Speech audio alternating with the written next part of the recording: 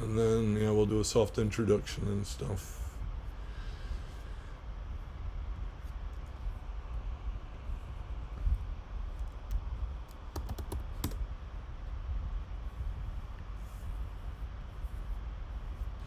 And then, all right, here we go. So people can hear us apparently. So there we go.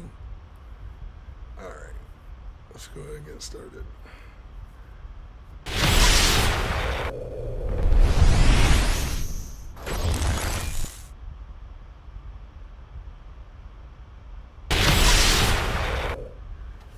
Hello, everyone. Welcome to Based. I'm joined today with Ragnar, and his podcast is the Guns and Bitcoin. And Ragnar, you want to do an introduction of yourself? Yeah, sure. Hey, thanks for having me on. So I'm Ragnar Leafthracer. I'm the founder of gunsandbitcoin.com, and I'm happy to be here and talk about some cool things. I think we have some things in common, so looking forward to it. Oh yeah, definitely. For a while, a lot of people were like, "Why does Ragnar block you? Why do you not engage with him?" I was like, "I don't know," but I think a lot of it came from the fact that there's a rift that happened with the maxi community, and there's this huge ball of shit around that, and there's these puppet accounts like Mr. Hoddle and them that try their best to kind of infiltrate this mentality that you have to be toxic and stuff. And I find it hilarious because like all they do is peddle t-shirts. Meanwhile, guys like ourselves and others are actually doing stuff to change people's perception of both libertarianism and like how this stuff works in the real world, circular economies, that kind of thing. And I just find it funny that it ends up putting some people at odds, even though they literally are seeing things the same way. You know what I mean?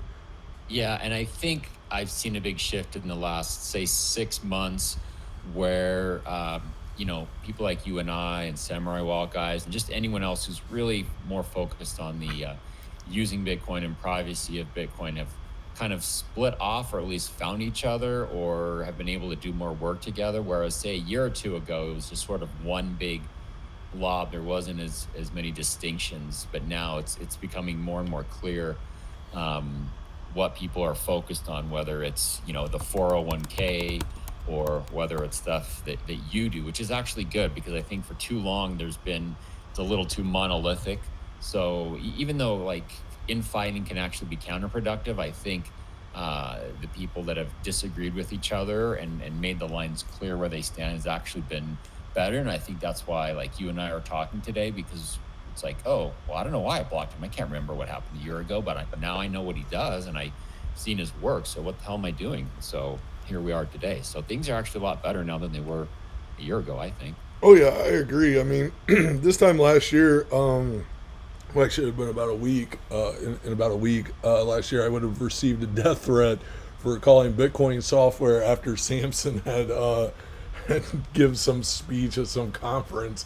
And yeah, I mean, but all of that boils down to the fact that like you have the 401k Bitcoiners, which I find to be humorous, and in their mind, I don't know if they planned that this hyper Bitcoinization shit. They don't understand that literally what that actually translates into is hyperinflation for the dollar, and the ramifications for that are actually a lot harder than what they perceive, because one of the things that you're going to have a problem with is buying stuff, because a lot of people don't accept Bitcoin, and it's interesting because and I guess in whatever world they live in, they have it in their head that everybody's just going to start accepting it, but that's not how it works.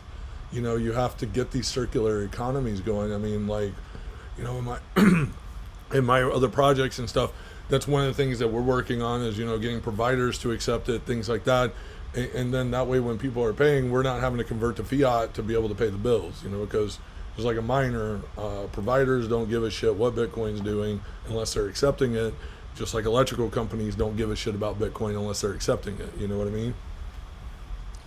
Yeah, and any argument is, to me, easily resolved just by speaking about actual experience. And that's what I see another divide is people who are actually have experience when talking about something. So hyper Bitcoinization, which you brought up, you run a business Yep. and you accept Bitcoin, and so you understand what it means to have Bitcoin is a unit of account, having to pay bills with Bitcoin, having fiat be stable, or what would happen if there was, hyper Bitcoinization. Like, you actually have experience, and so you have an opinion on it based on experience. And whereas someone with the counter argument would be talking like theoretically, well, according to this theory, or what I see might be happening. And like, I just keep always going back to, well, this is my experience. Like, what is yours? Like, give me some facts, give me data, Yep. like something.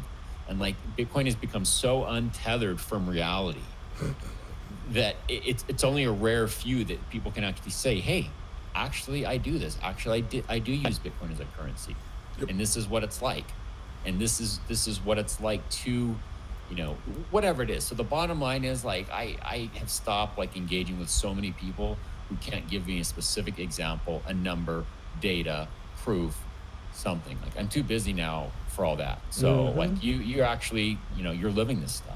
Oh, well, I mean, to be fair, though, you got to remember, like, my history on Bitcoin goes way back. And whenever we first started using it as a way of transferring value, there was no value to it. So, like, we were just doing dumb shit with data. And then, WikiLeaks kind of was the first to actually put it to the test. And, a lot of people fail to really understand that was the biggest fuck you to the establishment, even more so than the Silk Road, because it quite literally was the use case, right?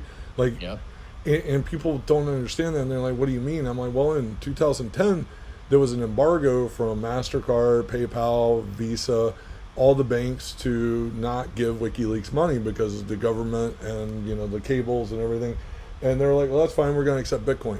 And I remember IO Error and some other people and myself and a handful of others were just like, okay, this is great. And then later Satoshi's like, yeah, we're done. Like, That's when you got it. he's done. Yeah.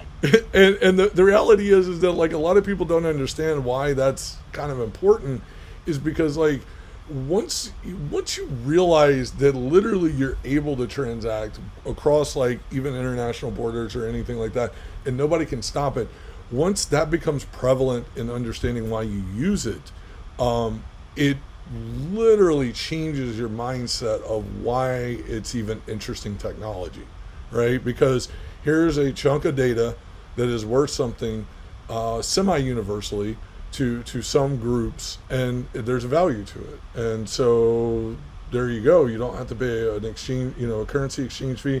You just pay the fee of the network to place transaction on the chain and mine it.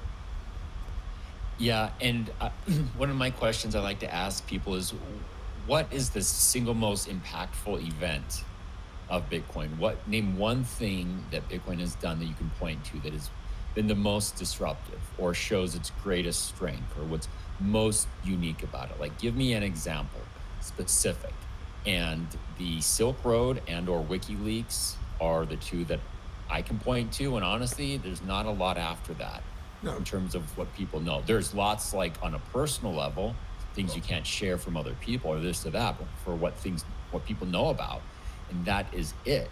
And so everything else is just like falls by the wayside, because, like you said, what WikiLeaks proved and the darknet markets prove is that's its greatest strength. Bitcoin you can transact with other people, no one can stop you, and it's seamless and international. I mean, it sounds like we're just, here like libertarians talking how wonderful it is, but like, no, we're practical people. This is how I think I lost you there. really this is on. Oh, there you It's proven use case. People can talk about what they want. That's fine. But this has been proven. Yep. I mean, the thing is like, I transact with the people all around the world, right? Like, and I have for years. And, yeah, people like call me a shitcoiner because I look at other interesting technology. Yes. Am I a Monero fan? Yes. It's privacy baked in. Am I looking at other options too? Have I ever looked at other, consensus protocols and mining protocols? Yes. I mean, if you don't, then it's just kind of like someone running Apache 1.0 and saying, look at me, I got the fucking dopest web server on the planet. Yes, sure, from 1994 to 2000, that was not in question. But quite literally, the world around us does evolve. And that's kind of my biggest point to people, is that, you should look into other technology. You should not necessarily always be grounded that this is the best. You have to understand that things do evolve, but you should understand why they have to evolve, right? Because software changes, right? Like even before we started recording or streaming, sorry, not recording, we were talking about what we're fuck, I forgot now. We were talking about literally this very thing where OBS, right? Where the software hasn't really evolved, even though it's open source. There's still a lot of bugs and problems with it. And same thing with Bitcoin, same thing with any open source project, right? And so I find it kind of off-putting that now we have more gatekeepers and we still have problems and nobody really cares, And South Estrada, thank you. Yes, Apache Maximus may disagree, but Nginx is obviously the superior one these days, but that's just me. Yeah. That's because I don't need my everything in the kitchen sink. I can choose to install that. Apache just dumps it. But not getting off into too technical on this, but like I said, the software does evolve. Changes have to happen, and one of the things that I'm seeing right now, even in Bitcoin, is stagnation of privacy. Right, like where you said mentioned Samurai. So BIP 47, right, is a wonderful BIP that nobody uses but Samurai. And so you get the anonymous paynims, which are great, but literally no one but Samurai has implemented that, and I find that to be extremely off-putting. That something that is inherent to pseudo anonymity and inherent to utilizing these tools correctly, no one wants to use it, or very few people use it. And the people that use it, we basically know them all, whether through one chat or another, but that's something that has to change, just like recently I gave a talk about GPG, and that's another thing that has to change. GPG should be being used by everybody, but it's not, and it's very simple, but designers and developers have not integrated them well into other platforms. Yeah, and that paynim things, it's funny because it's like kind of old. I still don't 2013, understand. I still don't understand why every wallet doesn't just have it. It's not like, oh, this is a complex feature.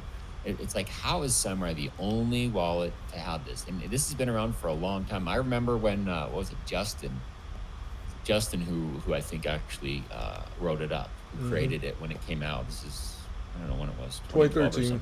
Yeah, 2012. Yeah, 2015. Yeah, and no one else is using it, and yet like private. I think you're right. Bitcoin has stagnated when it comes to privacy, except for some very few exceptions. And this is why I think that mass adoption of Bitcoin is actually really bad for Bitcoin, because you see now what Bitcoin has become, and because it has gone more mainstream, this is why it's stagnating in terms of privacy. What has taken off is apps where you could give your information over to companies and they give you pennies on the dollar in Bitcoin for that. That's Stack the hottest them sats, bro. Stack them sats.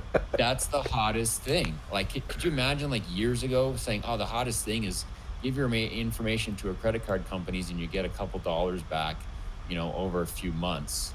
It's like, you're insane. Yeah, nobody would have done that. Like, I mean, in the early days, right, everybody was like, first of all, up until Roger Ver, and I don't really like the way Ver's, like, where he went after this, but up until Ver, everybody was really kind of quiet about Bitcoin. Like, not gonna lie, you didn't really talk about it with your friends. The people you did talk about it with were the cypherpunks and close friends. And even then, they give you this like stare of like that's some anti-government shit. Like, it's cool, I get it that you're edgy and all, but like, yeah, no. And then Ver kind of like helped in getting it into the eyes of people outside of everything, like in the sense of, hey, this is more than some anti-government shit. Like, you can use this as cash, and that helped. Like regardless of whether or not what people say or do, Ver did do a lot in the early days to get Bitcoin. Yeah, sure, Bitcoin Cash was a mistake. Yeah, him believing, fake Toshi, all that shit. Yeah. He's a person. We get he made mistakes, but he was more instrumental in getting Bitcoin into the average person's psyche as far as an individual and just talking about it than WikiLeaks or the darknet market in that sense, because people were more apt to hearing it from someone who was looking at it from an, like a, hey, you can use this as cash, it can grow in value, that kind of thing. But it was a very, very dangerous thing, and like literally he would change his stance. And once that happened, like people stopped caring what he had to say. But like, again, in 2010, 11, he was huge in helping things.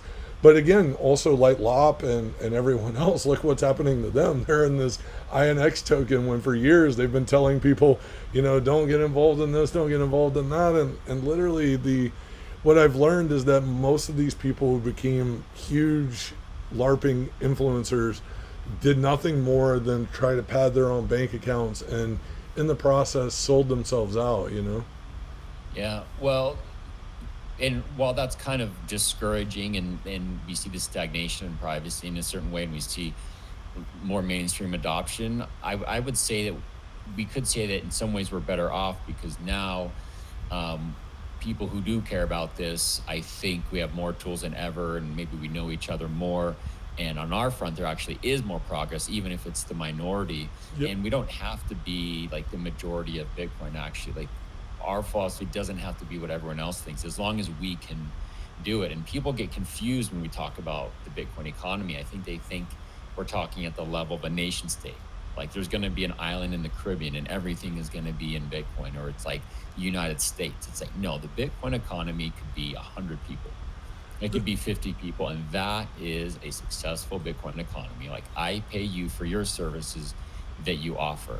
Yep. Right. And then you pay your, whatever, your employees, providers, whatever, with Bitcoin. Provider. And then he buys a ticket to my conference. And with that, I pay this other guy. And all of a sudden there's 20, 30 of us, and we're just paying each other. And then I pay Samurai for using Samurai. Yep. And it's like a village, right? Like, you can go to a town of 150 people.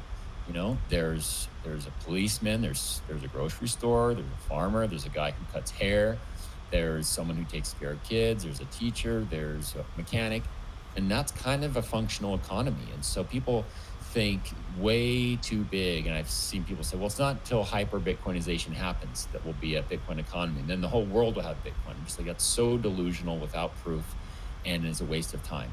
So I think we can be encouraged now that as more of us know each other, and as Samurai gets better, and just the other tools kind of coming together, that I think as long as we can do it, we just have to kind of let it go, maybe.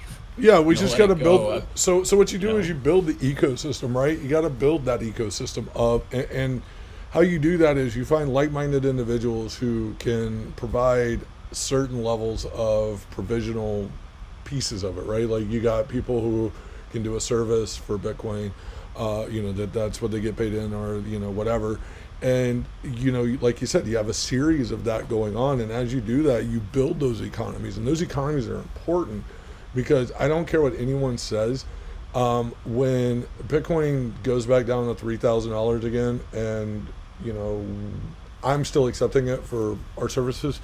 That's because we don't care about the price. We care about the fact that without borders and without knowledge, we can still operate. And that's kind of important. And that's something that people don't understand, is that, like, you have to look at it from the standpoint of, okay, this software, whether it be Bitcoin or whatever coin, who cares? Let's insert sovereign chain here. There's going to be economic systems derived from that, right? And those people, and again, just like a nation state, everybody has their own currency, and just like individuals will have their own currency, what they use, what they prefer, and people have to understand that's just the harsh reality. Otherwise, there would be no alternative thought, there would be no alternatives to religion or anything, you know what I mean?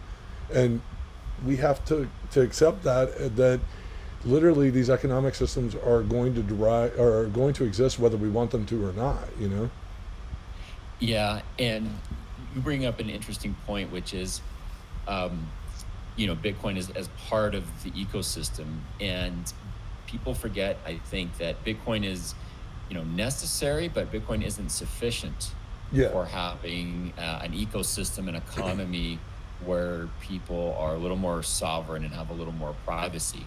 It's too much monomania on Bitcoin, and it's easy to fall into that. but like before we started, streaming or recording this, you talked about, encryption, GPG, and how that's part of it. So it's like it's not one thing, like just you foist Bitcoin on people. It's like you got to have these other things. Yep. And what else is interesting is now that everything that's been happening with, Black Lives Matter and Antifa and cancel culture and everything that's really exploded this year, I think now more people are realizing like, you know what? I think I do need to actually use Bitcoin. Like there's been actually two 3D gun printing company slash guys who had so one guy, he sells aluminum rails for 3D printed Glock, and his store was on Shopify, and they kicked him off of Shopify. Another guy, he had a store. He makes various things. He makes patches and some parts, 3D printed stuff, some cool stuff. And both PayPal and PayPal and Venmo closed his account.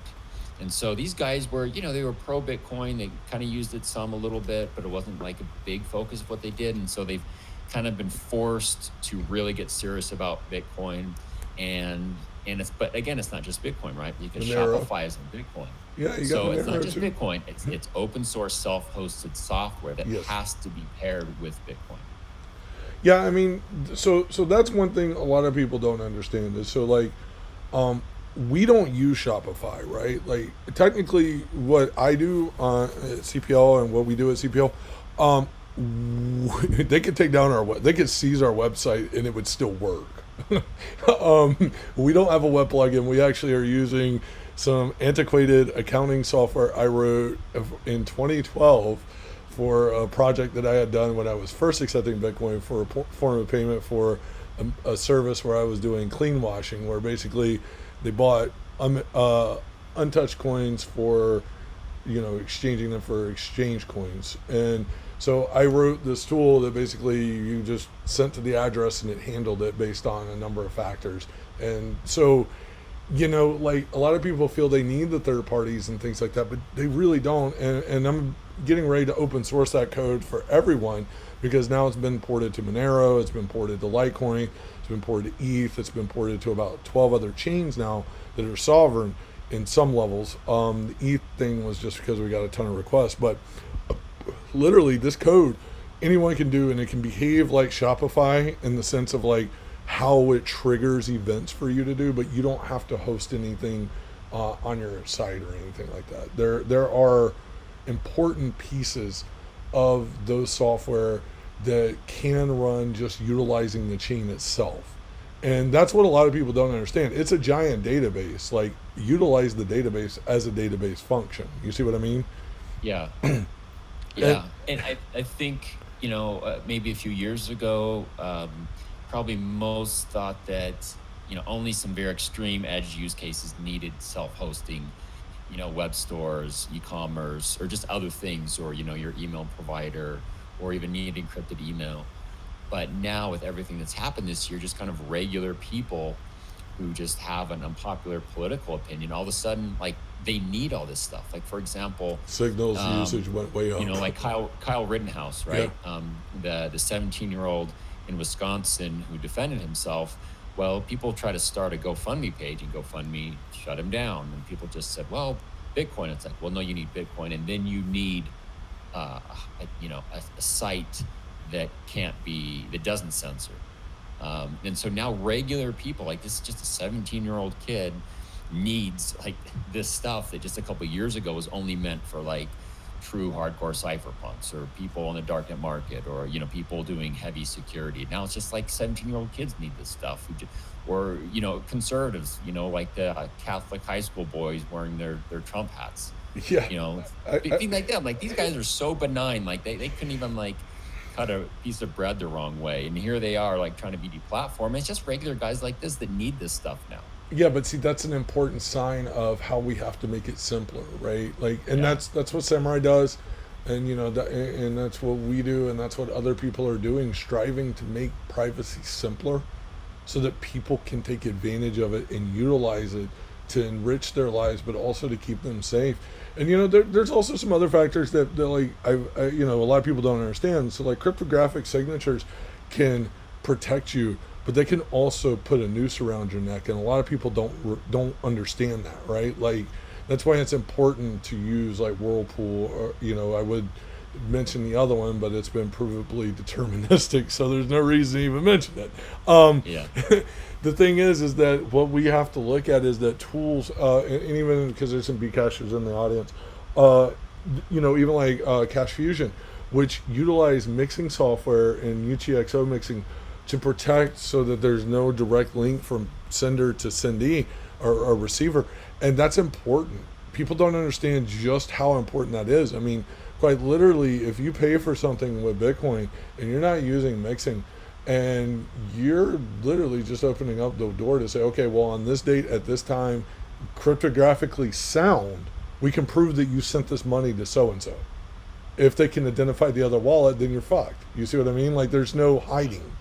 And so it's important for these tools to be utilized correctly, use the post mix correctly, everything like that, right? Like, and that's, I don't know, especially in the gun department and everything else. Like a lot of people, I've been getting hit up a lot about like how to use this stuff correctly, and Yeah. so I've been trying my Yeah. best to have people on base who use this, but also can give general perspective and understanding about like how this all works, like and why it works. You know what I mean? And like a lot of people are starting now to really turn, like you said, these kids are now learning to use Signal. They're not relying on TikTok. They're not relying on Twitter DMs. They're using Signal and they're using cryptographic keys, and they're really stepping up their OPSEC because they have to. And it's wild to see that's happening based on a political out bullshit that's going on in this country. And meanwhile, other countries are just laughing at us, right? But here, it's becoming very dangerous if you have what is perceived as the wrong political view. I mean, I know myself because like people get angry at me even recently for retweeting things about pro-Trump stuff. People get mad at me, and I was like, okay, well that's cool, like, but I can have a difference of opinion, and we can still be cool. You know what I mean? Like, you don't have to deplatform me, bro. I really ain't that important. Yeah, and things are only going to get worse and worse. So it's important that people start now. And like you said, it is hard to do. And so when I hear people talk about it, I think you just have to say, okay, well, what are you doing right now? Like, what's your problem today? And so if they're like, well, I have an e-commerce store on Shopify, and I'm a conservative, or I'm a gun guy, or whatever it is, it's like, okay, step one, just leave Shopify, just start with WordPress and WooCommerce and just go there. Like, I'm not going to tell you about all these other things you need to do and, Tor and this and that. Just like do that. And I'm like, okay, did that. Okay, well, accept Bitcoin at least. Here's BTC Pacer. Okay, good. Now, and then you just have to go stepwise, like little by little by little. And like, oh, I'm on YouTube and I'm conservative. Eventually one day I'll be kicked off of YouTube. It's like, okay, well, go to library, lbry.tv. Just start there. So it's like, it's easy to either be overwhelmed, or it's also easy to say, it's hard to do perfectly. So I'm not going to do it at all because I can't get perfect security. I know I'm screwing something up somewhere along the line. But there are trade-offs, you got to look at it. And that's something I try to explain to people. Like, there's no such thing as perfect OPSEC, right? Like, everybody makes a mistake. Everybody leaks something here and there. Even the best of the best, right? Like, and what I try to remind people is that if you do the best you can, like, at least you're making it harder for people to fuck with you. Yeah. And that's all you can really ask for. I mean, there are always going to be people who dox, which, by the way, I don't support doxing. So anybody in this chat that tries to dox folks, like, I look down on it because it's kind of the shittiest form of things. Like, if you dox in a non-account, that's just pretty terrible of you. Mainly because it serves no purpose other than to incite harassment. And so, like, I don't know, man. I guess it's also the fact that, like, I grew up on the internet, so to speak, at a different time when, IRC and Usenet was still a thing. And so, like, the atmosphere was totally different. These kids today are extremely transparent because the first social media that they have is, like, Facebook. You know what I mean? Like, they don't know how to hide. They don't know what a chat room is. They don't know what Matrix is. They don't know what Ricochet chat is, or Talks, or any of that. Yeah, and you bring up an interesting point where what if no one has privacy? Like, what if everyone just puts everything out there? Peter Thiel has talked about this, where if there wasn't so much judgment, then we wouldn't need privacy. Or he said if everything was out there, then there's less leverage, because I everyone's like, disagree well, with that. yeah, I do too, but it's an interesting point, and I think that's part of these people's philosophies. They think, well, everyone else is sharing everything, and I'm going to share everything, and so it is what it is. It's too hard to fight it uphill. Everything's out there, and so is everyone else's things out there, and this is just the way the world is. We're all like this, and it's like that doesn't work. Especially we're seeing that this year. Yeah, of course. I mean, like, in the early days of, like IRC, even in the Bitcoin IRC, there were people who would fucking, attempt to dox other people and shit, and IP address collections and all of this stuff. Like, and even then, it was like these people were doing it as more of leverage in case the feds kicked in their door kind of mentality, right? And the thing is like, if you've never had a federal agent kick in your door, you really don't understand the dangers that you really are fucking with in certain levels, especially with new technology or working with like any DNM stuff or anything like that. Like, it's some scary shit because they're coming in to you saying, well, is this your key? And, a lot of people don't know that the Fourth Amendment protects them from having to identify that. Yeah, yeah. And It gets complicated, but now I see like this. It's the fusion of the private sector and the government. This is what defines a cyberpunk dystopia. Is that? And for example, I think it was yesterday I saw that Amazon, their new, I think it was on the board of directors. It was like the NSA, former. Yeah, what was it? It was like the former head of the NSA or something insane. yeah. Now he's now on their board of directors, and like, oh, okay. So first of all, if we're gonna go down that route, like, I welcome it. Okay, first of all, I appreciate you bringing it up because the first thing that we gotta look at is that if we're really that paranoid about him running Amazon. Okay, first of all, why are we still reliant on SHA-256, which was created by the NSA? So before anyone goes down, oh my God, there's this corruption. Yeah, first of all, Bitcoin relies on SHA-256, a function written literally by the NSA. So do not try to like skirt around that. You know what I'm saying? And Yeah. and oftentimes I feel that people have it in their head that the Satoshi was just like this madman, crazy, developer, but realistically, he was just a human. And I always like to remind people that the blocks 1 through 35 tell that story. Um, and you can see it yourself. You can look it up in an Explorer and see what I'm talking about. There's a lot of timing differences and bullshit that go on in that phase. Um, but, yes, is it scary that the NSA is more involved with hosting companies? Yeah, but like also consider the following: these people are just working. You know what I Yeah, mean? like yeah. like they're just going to their job. Like, they want to leave the NSA, where they're going to go. Some company's going to hire them for architecture and board of directors to review some of this stuff. Yeah, sure. Wouldn't you want them on there? They probably have better, understanding of threats than some person who may or may not have as much experience in this type of adversarial conditions.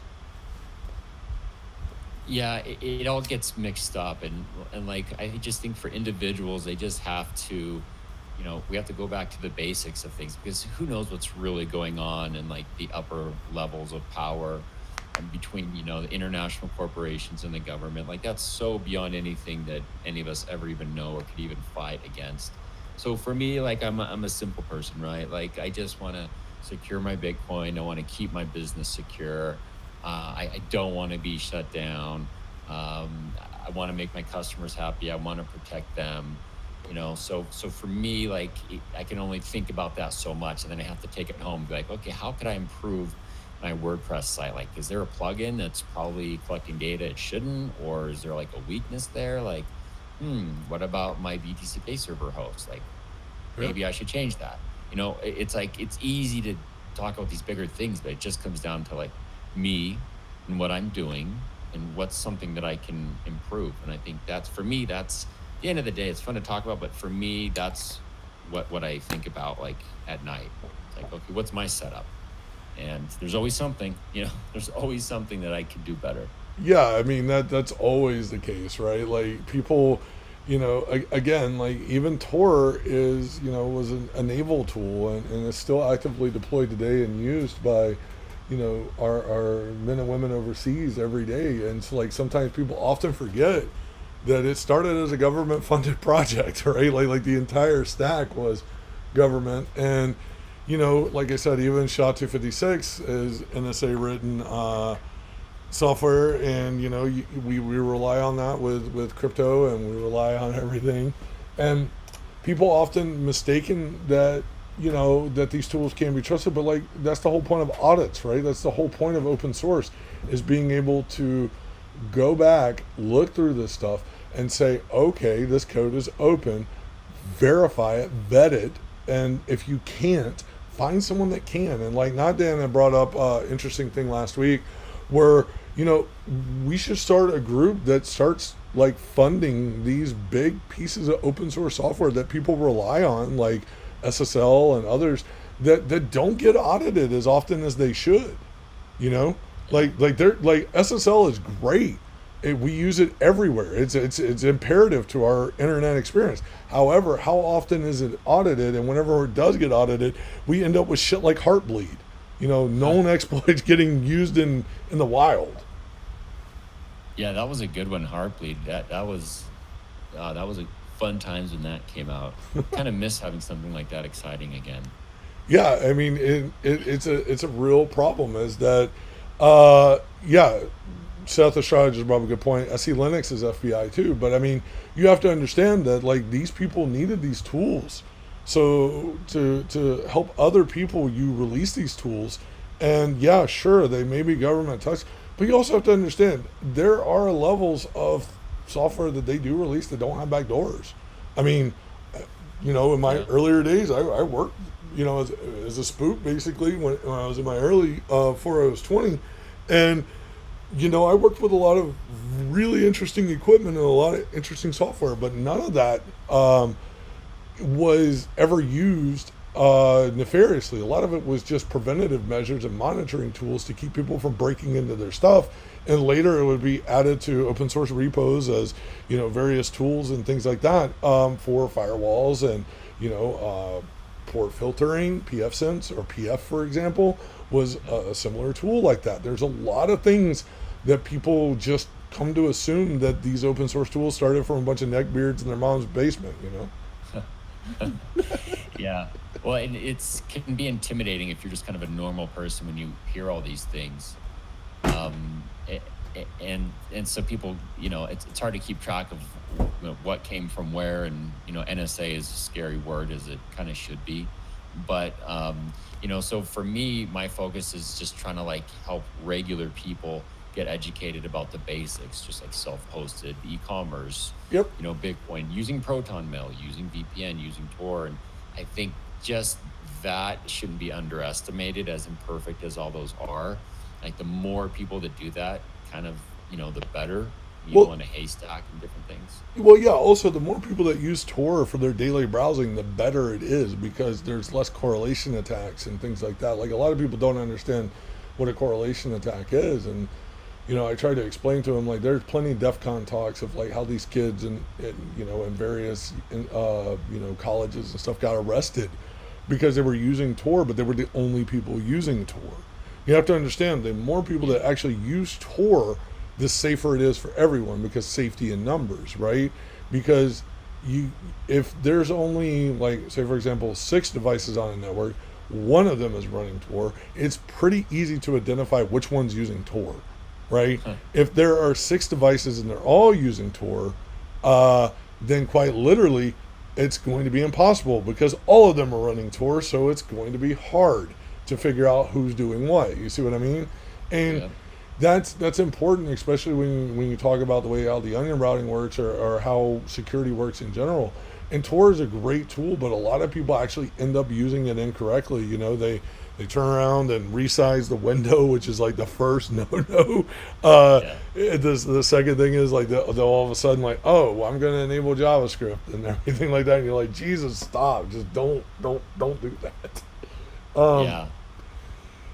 But I mean, again, all of these things are imperative, and like we were talking about earlier, like even shipping's a problem now, and so like what you're starting to see is you're starting to see this rebellion against like the status quo of how we're going to do this thing. And what I see going back to the circular economy is we're going to see a birth of the circular economy of handling how we do shipping, how we do transacting, how we do sales, how we do online stores.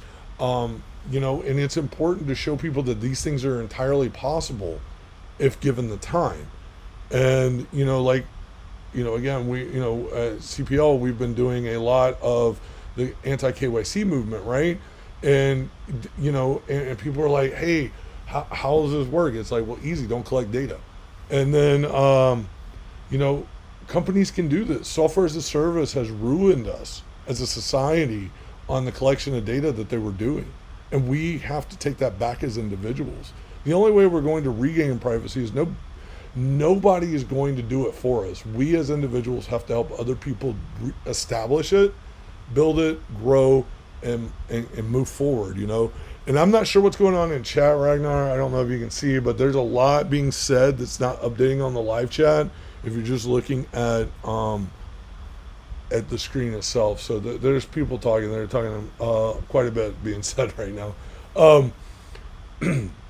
And so, like, literally, these things are all important because, like you said, the normal person, once they up their game just slightly, it helps them immensely, but it helps the other people that they interact with immensely. Now all of a Yeah. sudden you have more GPG users, more Tor users, more Signal users, more users of software that enables censorship resistance and things like that. Yeah, I think it's important to also think about the scale because the fact is, as we know, like most people just, and we're all guilty of it, like convenience, Yep. right? It's just convenience is it. And so is the world going to move to this model of, not giving up your information? No. But if there's just a few more people, 10 more, 100 more, 1,000 more, then it's like the Bitcoin circular economy. You just need a small but concentrated amount of people who interact and work together who do it this way. And it'll always be a fraction of a minority, but that doesn't matter because the people who are using it benefit. And so we don't have to have mass adoption of anything, of Bitcoin or Tor or anything else. We just need more people. Just, hey, start using Tor when you browse, or start paying in Bitcoin instead of, your credit card. And just scale is important because if we try to do too much, we just completely fail. Oh yeah, of And course. so everything you've talked about and like what you guys are working on with, in the meat space and stuff, it's never going to replace FedEx or anything else. But for people who do want that freedom, for people who do, like being around like-minded people, it will work. I mean, it's been proven to work at small scales. Yeah. I mean it literally is a thing, like, and that small scale though can start. I mean, Bitcoin started with only 11 people by the time or actually it was like 25 people by the time I ever got involved. So yeah, and now there's thousands and hundreds of thousands of people who are inadvertently, associated with it to some level, and what you have to see is that as all of this begins to modify and change, and we as people, like-minded individuals, begin to perpetuate the use, more people will follow suit. The thing is like, I remember when Signal was seriously thought of as like, oh, you shouldn't use that. Now, even, both on the right and the left in the political atmosphere, everybody's using Signal now. Yeah. And as they should, because SMS and iMessage should never be trusted as safe. I mean, SMS literally has been cracked on every major provider, so don't use green text. You know what I mean? Like, don't, unless you're posted on 4chan. Post on Yeah. 4chan doing green text, I love you. But yes. Yeah. Well, even like Proton Mail, which isn't perfect, right? Because Yeah. they kind of have their keys, but even Proton Mail, I sent out an email yesterday. I think it was like to 12 people, and all but one were using Proton Mail. And so, I mean, that's a big improvement from what I've seen. Is Proton Mail perfect? No, but is 12 people using Proton Mail better than only 2 people using Proton Mail? Yeah. Yeah, absolutely. Because we're not messing with PGP and signing. It's just like, come on, that gets hard at that scale. And so again, so like the people I emailed, they are in my circle. We kind of know each other online, one or two in the real world. I paid for Bitcoin. They bought things for me. We're using Proton Mail for email. I'm like a normal person. I'm not like an expert like you are in this stuff, but we are in a better place than other people are. Yeah. We're safer than other people are. And we're just kind of normal people, just using the basic tools amongst ourselves. So it goes back to scale and just kind of spreading that. Oh yeah. I mean, and like I said, GPG is complicated for most people, right? Um, but it I don't know what platform you mainly use, but like I tell you, and I hate to shield them, but gpgtools.org for Mac integrates into the OS so beautifully that most Mac users actually have GPG set up because it's so eloquently done. Like, and yes, sure, there's some problems with that, but same thing whenever you start talking about Proton Mail, right? They're compromises you make, and so what you got to do is you got to figure out what compromise you're willing to make for what service and what you're willing to do or what trade-off you're willing to have, right? And that's where we got to start drawing lines in the sand. You know what I'm saying? Like that's where the individuals, these like-minded people in these groups need to really start saying, "No, I'm not going to do that because I'm not giving you that information." Now, I'll give you that information if I can encrypt it on my end and then it just Yeah. stays on your database to reflect when I log in. Now I can do that. You see what I mean? Hey, that's a different approach. You see what I'm saying? Like we can move into that space, but to get there, it takes enough people to stand up for it. You know? Yeah, and it doesn't just happen by talking about it, I No. think, in the abstract, like, oh, this is how the technology works and this is the philosophy of privacy. I think some of it is just having a normal life using it, whether it's buying t-shirts or well, whether it's, like we're putting on a conference for Guns and Bitcoin, and partly is just sometimes just meeting people in person and sharing, taco with them and A just beer. stuff Yeah. like that. That's also how it kind of spreads. You get more people because you talk to them in person. It's like, oh yeah, I use Proton Mail. Oh yeah, I wanted to try that, or hey, I've been thinking about using, WooCommerce. What do you think? Yeah, this is how you do it, or whatever it might be. Just having normal relationships with people, interacting in normal ways is also, how it works. Like let's say you have a brother and he's not into security, but you're texting him about whatever family dinner, and you're say, hey, download, use Signal, just download it real quick. He says, fine, okay. Well, now he's on Signal. Now, and so that's also how I think about it. It's just kind of like normal life, real Yep. world life, like normal people like myself who aren't experts. Just that's kind of my approach. Yeah, and now what you got to do though is like what people fail to understand, and this is the critical piece of adopting software into the wheelhouse, right? You have to use it. So, for example, you get your brother to install Signal. You got to start sending them messages on Signal. You can't just do it one time and then, every time he texts you, you just respond an SMS. You have to literally, you know, kind of instill that this is the way, and as you do that, it becomes a lot easier for people to understand the value in it. And I do provide privacy consulting services for people, and like I help them understand their attack vectors and their threat models and what software can help them, and also to understand the perils of that. Like just because you use Signal is great, but if you're downloading a bunch of random shit on unsigned app stores and weird fucking stuff, you're probably more at risk than not using Signal, to be honest.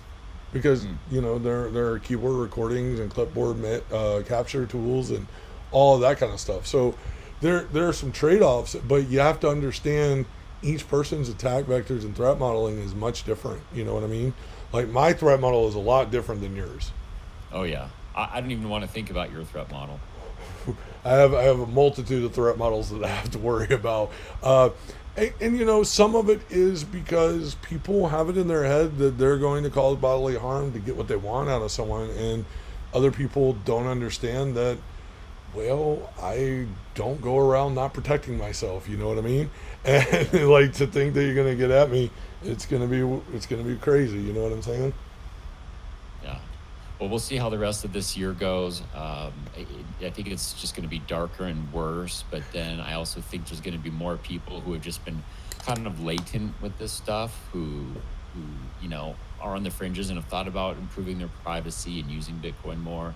And I think now I've seen it. Actually, I've seen it. I could name people who have kind of stepped up their game and are trying to take it more seriously. So in that sense, I think we'll see more people now trying to do more self-hosted stuff, and not even perfect stuff. Like, yeah, YouTube is bad and BitChute has its own problems, but hey, BitChute is better than YouTube.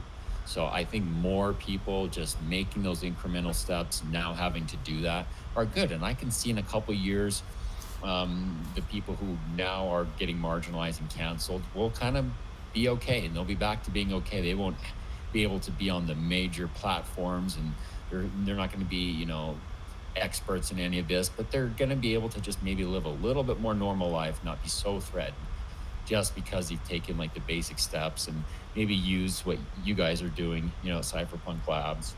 So in some ways I'm like optimistic. I think I'm really pessimistic in the short term, but medium term I'm actually like optimistic if you know, like normal people and the people I work with, just we all step up our game a bit. I think people would be a lot better off, even though things are going to get worse in a way. Yeah, I think also the other problem is that, like, you know, on the major platforms, what people have an issue with is that people will shift to a new platform, but other people don't follow, and the reason other people don't follow goes back to like the issue. Like I said, if you're not using it and telling people you want to communicate with me, this is what you got to do, they're not going to, right? Like they just don't, Yeah. and that's just how you have to do it. And if you go about that process and you handle it that way, then quite literally what you'll do is you'll start to see more people. It's like Mastodon. Mastodon was to be the Twitter replacement, right? Like me and Nadan were talking about that.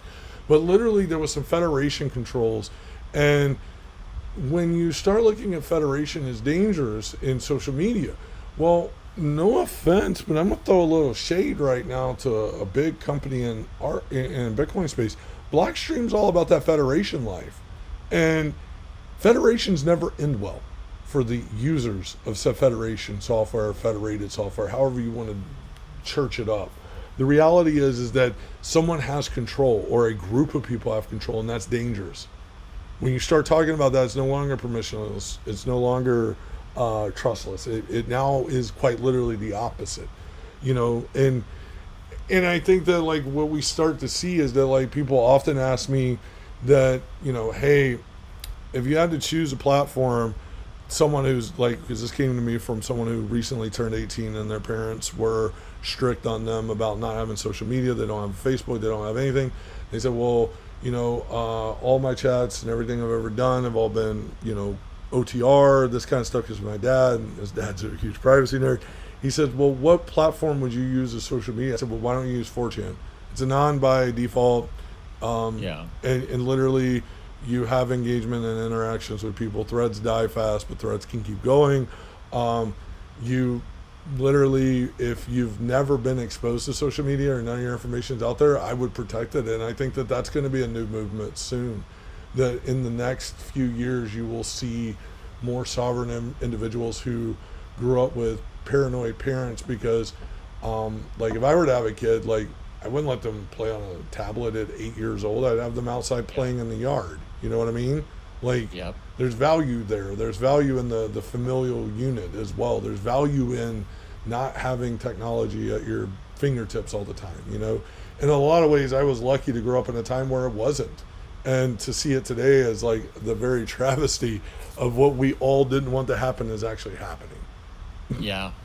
It's, people didn't think it was going to be this bad, but I just take little steps, like something dumb, like on Twitter, I put in my bio to contact me on Keybase or Telegram. Neither are perfect. I think it's better than Twitter DMs. I mean, Twitter Yeah, DMs are kind of harmless, like, hey, like, what time are we going to meet for tacos or something? But I then message people on, like, if someone messages me on Twitter, I then try to message them on Telegram or on Keybase or something and kind of nudge it that way and then kind of set that up. So kind of like one person at a time. And like if people have never, like people who don't know anything about this stuff and they're just on Twitter and that's all they have and they say, oh, I want to, talk to Ragnar about something, and they see, oh, Keybase, oh, okay, well, I want to talk to him, so I guess I'll do this Keybase thing. yeah. Again, that's another simple way to do it. It's just your day-to-day interactions with people, just a slight nudge in one way, or the other. Oh yeah, it helps. I mean, like that's a huge step forward. I mean, like again, like I tell people, you want to find my private key or my pub keys, they're on pgp.mit.edu. All my stuff, it's easy to contact me. And, it gets interesting because people really, again, I'm going to warn everyone in this chat, do not ask me for drugs in Twitter DMs, please. Even though I have nothing to do with it, do not ask. I mean, you'd be surprised how many dumbasses will literally ask you for off the wall shit. I mean, the other day, I'm not going to call this person out. Someone asked me what the best darknet market they could be using to score cocaine right now. I'm like, dude, I don't know. Like fucking ain't got nothing to do with me. And don't tweet, don't DM me shit like that because I really don't want any association if you get caught. You know what I mean? Like, Yeah. Well, that's the other problem, right? Is it's like you don't need to be doing anything wrong. It's just someone else yeah, sending you a message like that, and all of a sudden, well, that's a public message, and someone, oh, screenshot, look at Nixops. Someone's like, here's where I asked them this, and you're just like, no, like I have nothing to do with that. But if it was done on like a more secure channel that with disappearing messages that disappear after 30 minutes, you don't have to worry about it, even though you didn't do anything wrong. It's just someone else messing it up. yeah. So But I mean, all the it's a bad two-way upsec street. is that though. Everything is always someone messing it up. All it takes is one in the chain to fuck it up. You know what I mean? Like that's literally how most DNMs get busted. That's one piece of the puzzle gets cracked. Like Empire and all the recent arrests from people with wasabi usage, right? Like that Yeah. should be a red flag to everybody. Yeah, that's a whole can of worms. I would love to have a 2-day conference just on CoinJoin, start to finish. I mean, maybe we need 7 days. I don't know. Dude, by the end of that, there will be people wanting to murder each other. I mean, I'm not even kidding. Like, I love to help people understand how coin joins work, why they're important, and everything like that. But the reality is that there are these people who are brainwashed that one brand is better than the next, and they're not looking at the technology. They're not looking at can it be peeled. They're not looking at how it actually works, and that's kind of becomes a problem. Because it's the same in all this software, right? Like, like the other day I had someone get mad at us because we added Monero, and they're like, why'd you add that? I'm like, we care about privacy. That's why we tell you to use only mixed coins. Oh, Yeah. why? Well, because we want to protect you and we want to protect ourselves. We don't want deterministic links. Deterministic links lead to arrests. Yeah, sure, we're not doing anything wrong, but we don't know what the fuck you're doing. You know what I'm saying? Like, and that should be everybody's behavior about this kind of stuff is that, yes, you may not be doing anything wrong, so and so may not be doing anything wrong, but somebody somewhere along that chain could be doing something stupid. And what that does is that compromises everyone else. And the harsh reality is law enforcement don't give a shit. They're going to start signing subpoenas. Yeah, and another way we could help ourselves and other people is just sort of insisting on your own personal policies. Like, no, we don't accept, Yeah. this cryptocurrency. We accept this one, and that's it. And people might complain. Or, you know what, like, you send me this message, like, hey, could you please, email me my Proton address? It's like just sort of policies that should be normalized Yep. for people, right? And, That's another, simple thing that people can do. oh yeah, I agree 100%. I mean, like, and going back to like the guns and everything like that, like there have been a lot of people requesting, hey, we know that you understand some of this stuff, but like what can we do, right? And so like some of the challenges that have been presented have been like shipping, payment methods. Like, hey, I don't want to use BTC Pay Server. I don't want to keep a database for customer record store, things like that.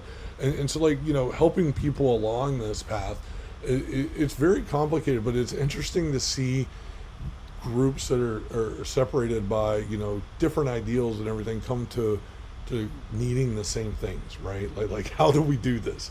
And I think that's the optimism in me, is what you see as well, is that in the medium term to long term, people are going to get better about this, whether or not it's because law enforcement or whether or not it's because of the cancel culture. It doesn't really matter. It's irrelevant. It's just going to get better because people are going to adapt to these tools and use them in their everyday life. And once we start to see that, there's going to be a cultural shift. And Yeah. and that's exciting to me. That there might be a cultural shift to being regaining our privacy and steadfast in the resolve to keep it. That's what we need. Yeah, and it needs to be like a normal thing. It needs to be like the default way that people do things. So, and people are having to do it now, whether they like it or not. So, yeah, again, short term, I'm pessimistic, but medium term, I think it's going to get better. And it doesn't have to get better for everyone. It just has to be better for the people in your circle, the people you're friends with, the people you transact with. And, tuning out the noise, Yeah. tuning out like it's I've gotten better at that this last month. Like I kind of decided to like step away from a lot of arguments and just like focus on working, and it's been a lot better for me. So that's the other part that's tricky, is trying to do that. Yeah, if you see me shit posting, it's because I'm compiling code or I'm sitting on the porch Yeah. drinking. Yeah, Otherwise, you'll notice I'm very quiet on Twitter a lot of days because I'm busy doing stuff. yeah, same with me. If I'm too busy, then I'm probably procrastinating doing something else. That's like I should probably like measure that based on my productivity, not like, well, how much did I post about dumb things? Yeah, that was the day I was kind of like didn't sleep well that night. But Yeah, I mean they're averse to it. Like I said, the biggest thing is like people in this niche. Well, I call it niche because it really is. There's a niche sect inside of all of this, right? You have the blowhards, the 401kers, and then you have people who are legitimately using this because they're kind of being forced to, because the traditional methods are not able to work because they have archaic or draconic laws, or they just don't want to be associated with it or have anyone associated with it on their platform. And that's kind of where the thing is, right? Like when you're using someone else's tools and software, you literally are obligated by their rule set. And I think oftentimes people forget that. And, it becomes a dangerous thing. Diverter wants me to ask you why you don't understand that Bitcoin fixes everything that you've talked about today, literally everything. oh, well, just kick Diverter off the chat first of I, all. I actually can't on the account that I've logged in on right now, but yeah, we'll have to do that. Yeah, yeah. He's funny. Diverter is speaking at our Guns on Bitcoin conference in about a week and a half. He's going to give the presentation on, no KYC Bitcoin Nice. and on mining to get Bitcoin. So I'm like really, really stoked to like meet him in person. I don't know if he's going to come in a costume or not, but just He's gonna yeah, come I'm dressed looking as a forward to his furry. presentation. What's that? He's gonna come as a furry. He's gonna come Yeah. as a tiger or some shit. That's fine. His presentation is going to be worth it. But yeah, Bitcoin fixes everything. That's arrogance. Like, what's the saying in the Bible? Like, pride cometh before the fall, and that's the problem when you say Bitcoin fixes everything, is that it ends up fixes nothing, Yeah, because people don't use it in a specific way. They just tell themselves these fantasies, and then when it comes down to using it, it's like it fixes everything. So why do I need to work? But that's a good one. yeah. I mean, I've been. There's a lot of people who have asked me some ridiculous questions about like accepting it and stuff, and I'm like, you just put it together, and then literally as you put it all together and you use it, it will become a great tool for yourself. But you have to understand what you're doing. And then they're like, oh, is it that complicated? It's like, no, just don't be fucking clicking on links and shit, or QR codes and things like that, and you'll be just fine. Just if you intend to send a transaction, verify the address, verify that it's not a Bitcoin Cash address if you're sending Bitcoin, and send it. And that, that's another confusing point, because I had someone the other day ask me, "Hey, if I sent Bitcoin to a Bitcoin Cash address, what will happen?" I'm like, "It's gone. Huh. it's That's good. it. You're That's done. it. You're done." Unless they've retrieved it on both chains. If it's an old address, it could be done that way. But there are problems, man, and that's often, there are minefields around all this stuff that, unless you're really in it, you don't know about how it all works. And like we go back to that earlier, like you're talking about the experience, right? This shit's second nature to me. It's 11 years in. I know enough about this shit. I don't need to fucking care about anything unless it's progressive, in the sense that it's adding more privacy. Yeah, this shit works the same. You validate transactions, whether it's SegWit or not. That's it. Like there's nothing more. You're either reading or writing. There's not like some imaginary like chat hangout, unless you join their retarded ass mumble. But that's besides the point. Um, like that, outside of that, there's nothing else. Like, it's just like a database, right? You're only reading or writing to a database. You're never just admiring your database. You know what I'm saying? Like, how many people just sit there and go, "Man, I got a beautiful set of 11 million rows and columns on this MySQL database. Man, it's just so gorgeous to admire." Nobody does that. Nobody. Like, Yeah. well, okay, I take that back. There's one person my entire life I met, and if he's listening, Gano, that was for you, buddy. But that's the only person ever that I knew could admire a database in that way. Outside, that's a fucking database. It stores or writes data. That's it. And that's what a blockchain does. And yeah, you can validate some stuff, fuck with some op returns, do a few other clever things. But at the end of the day, that's all it is. I mean, Yeah. this, Yeah. And to me, that's why I'm always focused on like practical things and real data, and rather than get caught up in the technology too much, just like, what are you doing with it? Like show me a transaction, show me a picture, tell me a story. And to kind of like summarize, I think a lot of this conversation, it's you have to use this stuff. There's no perfect solution. Like, don't listen to people who are just distractions, and try to think small, and try to think, one person at a time, one transaction at a time, one email message sent at a time, and that's it. And just being really modest with the progress that we can make. But I think being persistent, and over time it gets better. I've seen my circle in the last 12 months, just more privacy conscious people actually doing things. And so looking forward to the next You know what? year, You're right. yeah. continuing. Yeah, I mean that's definitely the case. I mean, like in my own circle, like most of my friends and stuff are already hackers and devs Yeah. and nerdy motherfuckers that already do this shit. This is just another day in our world, and I always find it interesting that when people were like, "Hey, here's my GPG key," and I'm like, "Oh, step up." I fucking love it, and I'm like, "Okay, cool. Here's mine." But sometimes people forget that a public key doesn't have to actually be public.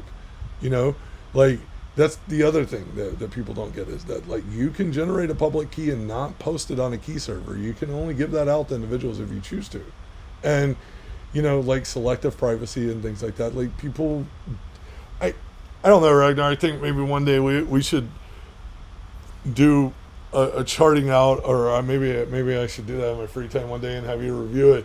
Do a charting out of like a simple workflow diagram of like privacy, right? Like, do you need everybody to know this public key? Then yes, then post a key server. If no, then don't post a key Oh server. yeah, that would be good. That would, yeah. One day when we have free time. Shit, that never happens anymore. Between life and burning my candles at both ends at Hash Rate and Cypherpunk Labs and life, I don't really have too much of that free time stuff. And the thing is that like it's good to be busy, but it's also good to have some downtime. The art of doing nothing is something I'm learning a few days a week, where I just don't do anything, and I have to do that because I have to detune a little bit. Otherwise, I just go crazy. Yeah, well, I think this has been like a good thing that you're doing with these, live streams and talking to different people, and people can listen in and chat and stuff. It's little things like that because, like, realistically, are we going to do that chart that you're talking about? No. But if people can just sit back and eat dinner and, listen to this, hopefully they picked up one or two things, and I picked up one or two things from you. So I think that's all it takes. Like, just doing things like this, I think helps everyone. Well, yeah, I mean, and that was the goal of Vegas, right? Was to be a discussionary and demonstratable difference than what is commonly out there, right? Like, there's a bunch of blowhards talking about stock to flow, this, that. This is going to moon, that's going to moon. I don't really talk about that shit. The thing is that I'm trying to educate people on the need for privacy, to understand the tooling, how to use these tools, right? Like, I'm gonna have Samurai back on here soon to do post mix, like, because we already got up to the mix point, so now everybody's kind of can go back and watch that and say, oh, well, this is how I get to that point. Now, what do I do after I've mixed? How do I use this? And I think as people would look at that as more in spectrum of, like, some of these people who are running shows do that, I think there would be a lot more. There would be a lot more beneficial for the greater good, if that makes sense. Yeah. Yeah, absolutely. One step at a time. Yeah. Well, hopefully everyone who's here enjoyed this. I think we should do it again sometime. Fast forward 6 months and see what's changed. Oh yeah, dude, I would love to do that, Ragnar, and I want to thank you for coming on. Let me ask everybody in chat. Anybody got any questions or anything before we end this shit show? And again, thank you for coming on. I appreciate you taking time out of your day. Um, congrats on leaving California. Uh, Yeah, that's a whole nother conversation. I could talk about that for an hour. Maybe at some point I'll do that. But yeah, thanks. Yeah, no worries. I'm give because there's a delay on the stream. I'll give them a couple minutes. If nobody responds in a second, we'll just end it on the stream. All right, give me 1 second. I'm gonna go ahead and do that. Thanks everybody for coming on.